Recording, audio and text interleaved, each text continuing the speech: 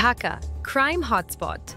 Geneva ক্যাম্পে army পুলিশের কড়া নজরদারি, রাতভর অভিযান, বিস্ফোরক উদ্ধার।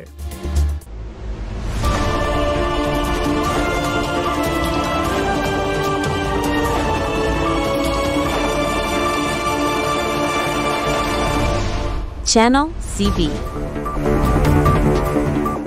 ঢাকা শহরের যে কয়েকটি এলাকা আইন শৃঙ্খলা রক্ষাকারী বাহিনীর কাছে দীর্ঘদিনের চ্যালেঞ্জ, তার মধ্যে মোহাম্মদপুরের জেনেভা ক্যাম্প অন্যতম। মাদক, অস্ত্র এবং অন্যান্য গুরুতর অপরাধের কেন্দ্র এই ক্যাম্প। বারবার অভিযান সত্ত্বেও অপরাধ এখানে থামেনি, কিন্তু এবার কঠোর অবস্থান নিয়েছে প্রশাসন। অপরাধ দমনে জেনেভা ক্যাম্পের ভেতরে সেনাবাহিনী এবং পুলিশের বিশেষ নজরদারি বাড়ানো হয়েছে। পুলিশ জানাচ্ছে, এই প্রথম ক্যাম্পের অপরাধ নিয়ন্ত্রণে 7টি নতুন চেকপোস্ট বসানো হয়েছে। এই চেকপোস্টগুলি রয়েছে Babur road market camp Bazar, Babur road Imambara, Humayun road dustbin lane এবং গজনবী রোডের মতো গুরুত্বপূর্ণ পয়েন্টগুলোতে। পুলিশের তথ্যমতে চলতি বছরে কেবল এই ক্যাম্পেই কমপক্ষে 40টি মাদক ও অস্ত্রবিরোধী অভিযান চালানো হয়েছে। অভিযানে ফলও মিলছে। মোহাম্মদপুর থানা সূত্রে জানা গেছে, গত 3 মাসে জেনেভা ক্যাম্পাস সহ পুরো মোহাম্মদপুর এলাকা থেকে মোট 1600 জনকে গ্রেফতার করা হয়েছে। এই সময়ে দায়ের হয়েছে 34টিরও বেশি মামলা, যার মধ্যে 7টি খুন সংক্রান্ত মামলাও রয়েছে।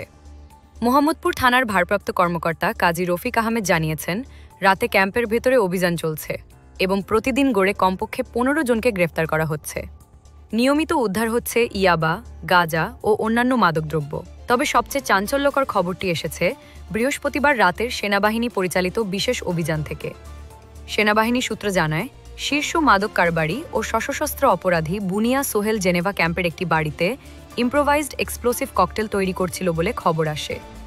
4টি সেনাদল অভিযান চালালেও সোহেল দলের উপস্থিতি টের পেয়ে পালিয়ে যায়। অভিযানে উদ্ধার করা হয়েছে 77টি আধা তৈরি ককটেল, 4 ধরনের স্প্লিন্টার, 400 গ্রাম গান পাউডার, 4টি সামুরাই স্টাইলের তরবারি, 490 পিস ইয়াবা এবং 2080 প্যাকেট হেরোইন। 46 স্বতন্ত্র পদাতিক ব্রিগেডের একজন কর্মকর্তা জানিয়েছেন, এত বিপুল পরিমাণ বিস্ফোরক উদ্ধারের ঘটনা ঢাকায় নাশকতার একটি বড় ষড়যন্ত্রের ইঙ্গিত দিচ্ছে। এই কড়াকড়িতে অপরাধ কতটা কমেছে? স্থানীয়রা বলছেন, চেকপোস্টগুলো দুপুর 2টা থেকে রাত 11টা পর্যন্ত চললেও মাদকের কারবার পুরোপুরি বন্ধ হয়নি। ক্যাম্পের বাসিন্দা ও মেকানিক হীরা বলছেন, দিনের বেলায় সশস্ত্র অপরাধীরা এখন কম দেখা যাচ্ছে, তবে রাত 11টার পর খোলাখুলি মাদক বেচাকেনা চলছে ভোর পর্যন্ত।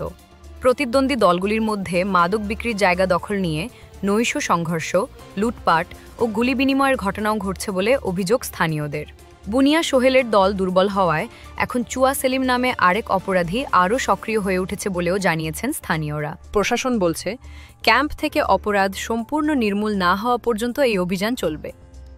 যদিও স্থানীয়দের ভাষ্য, রাত 11টার পর থেকেই বদলে যায় জেনেভা ক্যাম্পের চিত্র।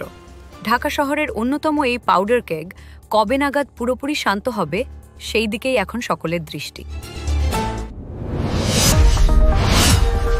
Subscribe now for daily news and updates.